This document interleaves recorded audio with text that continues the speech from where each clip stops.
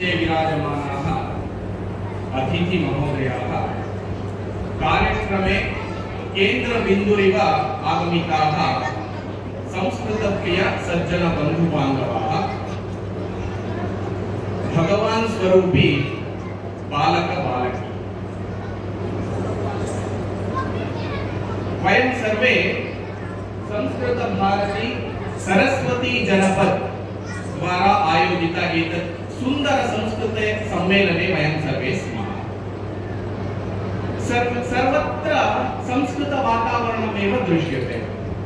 एतादृशी संस्कृत वातावरणं संपूर्ण संस्कृत वातावरणं अद्यतनकाले बहु विरला एव अस्ति खलु बहु विरला एव अस्ति। परञ्च अस्माकं भारतदेशे गतकाले एतादृशी संपूर्ण संस्कृतमय वातावरणमेव आसीत्। जनानां मध्ये संस्कृत भाषा संभाषण भाषानिव आसीत्। अतः संस्कृत भाषा देवभाषा, संस्कृत भाषा वेदभाषा, संस्कृत भाषा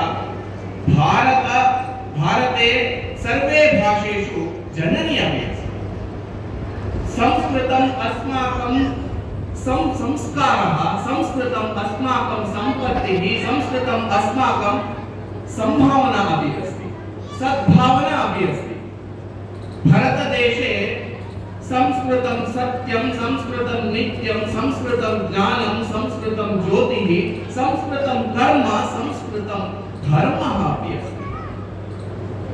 अद्यतनकाले केचन वदन्ति एतत् धर्मस्य अधःपतनः भवति, अद्यतनकाले अधःपतनः भवति। परञ्च वयं सर्वे जानीमः यदा यदा हि धर्मस्य ग्लानिर्भवति भारत अभ्युत्थानमधर्मस्य तदात्मानं सृजाम्यहम्। भगवद्गीतायाः एतत् श्लोकम् अस्माकम् अस्मिता, अस्माकं विश्वासः अपि अस्ति। वयं सर्वे जानीमः एतत् काले धर्मस्य ग्लानिः भवति, भगवन्तरूपः जगते भगवन्तः अवतारपुरुषेण आगच्छति। अतः अद्यतनकाले संस्कृतभारती महाविष्णुरूपेण जगति आगत्य संस्कृतस्य उत्थाय कार्यं करोति इति अहं मन्ये। प्रियमित्राः, संस्कृतस्य उगमः कदा अभवत्?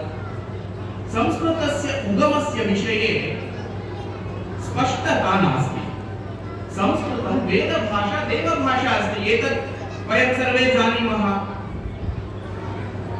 संस्कृतं वेदकालेषु पूर्वे एव रामायण महाभारतकाल पूर्वे एव आसीत्। अतः संस्कृतं वेदभाषा इव जानन्ति। संस्कृतस्य उगमः, संस्कृतस्य लिपिः अस्ति, वयं सर्वे एतत् विषयमपि वयं सर्वे जानीमः। माहेश्वरसूत्राणि इति अस्ति। अक्षरस्य व्युत्पत्तिः, अक्षरस्य उद्भवं कथा अभवत्? साक्षात् ईश्वरस्य डमरुकेन एव माहेश्वरसूत्राणि आगतानि। ए अ इ उड ऋ ऋ ए ओ ऐ औ ऐ वरट् लण जबं गणदश जब गणदश क प श ट त ष ट तौ कपै श ष स हल इति ईश्वरस्य डमरुकेन यदि शब्दः आसीत् तस्य वर्णरूपेण अक्षराः अभवत् इति कथा अस्ति। अद्यतनकाले संस्कृतस्य उपरि आपादना अपि अस्ति। प्रप्रथमः यक्षप्रश्नाः इति वयं कथयन्ति। प्रथमप्रश्नः अस्ति एतत् संस्कृतभाषा मृतभाषा इति। संस्कृतभाषा मृतभाषा वा? संस्कृतभाषा अमृतः अस्ति। संस्कृतः विश्वे सर्वे अपि अस्ति। भारतदेशे यदि पश्यामः अत्र न्यूनातिन्यूनम् 1 लक्ष जनाः संस्कृते एव सम्भाषणं कुर्वन्ति। 5 कोटि जनाः संस्कृतज्ञानं प्राप्नुवन्ति। यदि एतत् विश्वस्तरे वयं पश्यामः 10 कोटि जनाः संस्कृतज्ञानिनः सन्ति। 5 लक्ष जनापि अधिक जनाः संस्कृते एव सम्भाषणं कुर्वन्ति। अतः संस्कृतभाषा। कर्नाटकराज्ये मत्तूरु इति एकः ग्रामः अस्ति। तत् ग्रामे सर्वत्र सम्पूर्णसंस्कृते एव जनाः कथयन्ति। अद्यतनकाले एतादृशी बहुग्रामाः भारतवर्षे सन्ति। अतः संस्कृतभाषा मृता न, संस्कृतभाषा अमृतः अस्ति। संस्कृतभाषा किमस्ति इति प्रश्नः अस्ति। संस्कृतभाषायां किं नास्ति?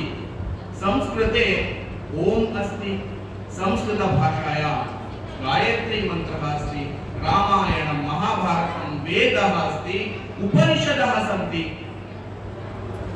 योगशास्त्रम् इदानीम् एतदेव दृश्यते। योगः कर्मसु कौशलम्।